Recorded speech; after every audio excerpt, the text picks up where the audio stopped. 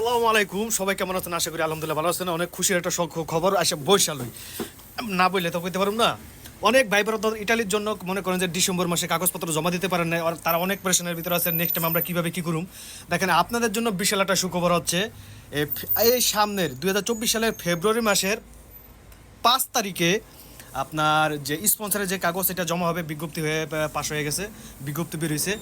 আর 12 তারিখে এলো এগ্রিকালচার ভিসার জন্য জমা হবে, ঠিক আছে। এবং এইটা জানুয়ারির মেবি 6 থেকে 7 তারিখের ভিতরে একটা নতুন বিজ্ঞপ্তি আসবে যে জানুয়ারি মাসের কত তারিখ থেকে কত তারিখ পর্যন্ত আবেদনের যে ফর্মটা ওটা পূরণ করা শুরু হইব, ঠিক আছে। কারণ এই আবেদনটা যখন এই যে সেম এইবারের মতো আবেদন ফিল আপটা পূরণ করা থাকলে ডেট অনুযায়ী শুধু ক্লিক করে দেবো।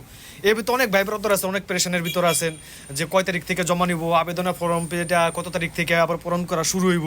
সময় মাত্র অনেক সীমিত। আমার হিসাবে আমি দেখতেছি হয়তো বা 14-15 দিন পরই